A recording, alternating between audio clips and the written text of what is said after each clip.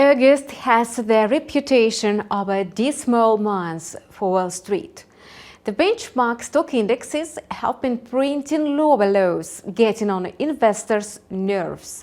And this week is going to be the worst one in 2023. Sadly, there are no fundamentals to revive the risk-on mood in the New York pre-market.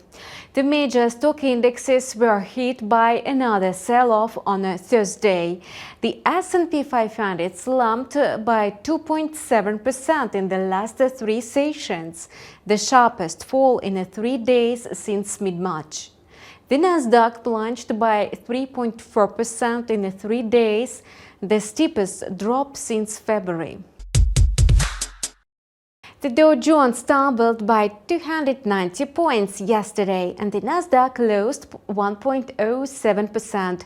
The S&P 500 declined by 33 points or 0.77% to close at 4,370 points. The benchmark indexes traded on a pessimistic note in the New York pre-market.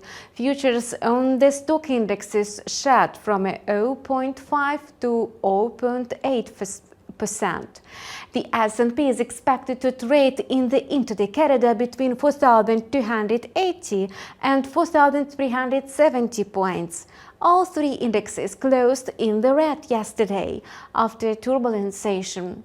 Losses in the healthcare stocks outlined the growth of Cisco shares and energy stocks. Pressing hard on the S&P 500, CBC Health shares sank by 8% on news that Blue Shield of California plans to reduce its reliance on the company as a pharmacy benefits manager and to work with the others, including Amazon.com. Shares of major health insurers United Health and Cigna tumbled by 1.9% and 6.4% respectively, pushing the broad S&P 500 healthcare index down 0.8%. Higher oil prices pushed ExxonMobil and Chevron stocks up 1.9% and 1.7% respectively, as the commodities were propped up by hopes that China's central bank is looking to support the housing market and the broader economy. Rising treasury yields are still putting pressure on the stocks. 10-year treasury yields hit the highest level since October as a series of strong economic data this week fuels fears that the Fed may hold interest rates at the current levels longer. The Labor Department report showed a decline in jobless claims last week, indicating that the labor market remains tight. The weakness in the stock market in recent days is linked to robust economic growth in the United States, suggesting that the Fed is likely to keep rates high for longer. Holding back losses is the major indexes. Cisco Systems added 3.3% after the network equipment maker beat estimates in the fourth quarter and its CEO spoke about the possibilities of artificial intelligence. Pfizer shares rose by 2.9% as the company said its updated vaccine has been successfully tested in mice. Shares of vaccine makers Moderna and Novavax also went up, as US data showed pandemic-related hospitalizations rose more than 40% from a recent lows hit in June. Biggest retailer Walmart raised its guidance for the full year after outperforming sales estimates in the second quarter, but its shares fell by 2.2%. Futures for the US stock indexes continued their decline on a Friday no less rapidly. A batch of strong economic data, including a decline in weekly jobless claims, forced investors to abandon expectations of rate cuts and boosted government bond yields. The revision of the forecast of long-term interest rates has troubled financial markets as they try to figure out the reasons. 10-year US Treasury yields this week topped 4.3% for the first time since October, within a 15-year high, pushing the inflation-adjusted real equivalent closer to 2% for the first time since the 2009 global banking crash. 30-year Treasury yield hit its highest level in 12 years.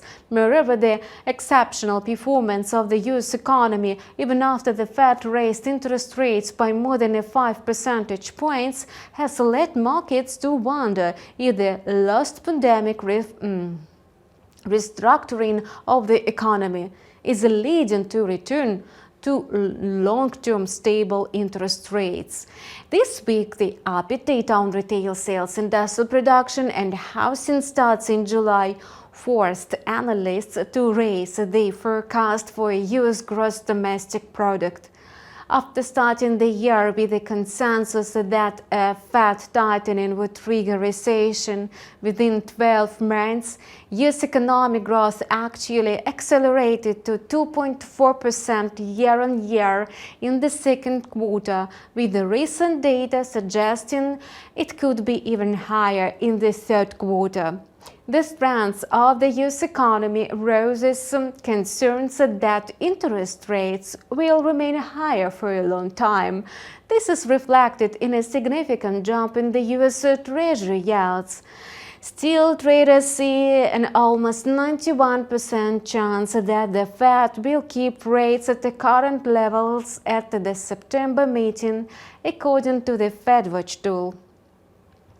As a result, big tech and growth stocks fell in the pre-market on Friday. Even though Treasury yields slipped, Tesla shares dropped by 2.4%, leading the decline, while Apple has updated a one-year low. Risk sentiment has also taken a hit in recent days due to China's sluggish economic recovery and the growing concerns about its real estate market. US-listed shares of Chinese companies JD.com and Alibaba Group fell by 3.7% and 2.9% respectively. Due to the lack of important economic data on a Friday, the focus will now shift to Federal Reserve Chairman Jerome Powell's speech at the Jackson Hole Economic Symposium next week. Earnings from chip makers NVIDIA, whose shares have surged this year on the back of AI hype, will also be in the spotlight in the coming days. In the currency market, the US dollar is asserting its strength. Though its index dipped at the time of recording this video, it settled at about 103.5, trading inside the intraday CAD between 103.10 and 103.80. The greenback is stepping up its pressure on the major currencies, and the reason is not the central bank's monetary policy. Indeed, the US Fed is not the most aggressive bank. The US dollar owes its strength to the US economy. The performance of China's economy, despite the actions of the central bank, signals an imminent recession. At the same time, the data from the United States is remarkably stronger, promising a soft landing. Amid the empty economic calendar, investors give priority to the crucial event next week.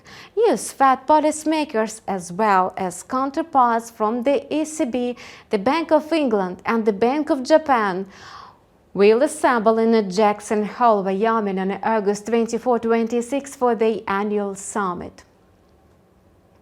This event can change market sentiment. For now, the safe haven dollar continues to be the main beneficiary of the alarming economic situation in the world, and the Canadian dollar has been certainly hurt by its firm American peer. The USD CAD pair is now trading at 1.3557, 0.07% up.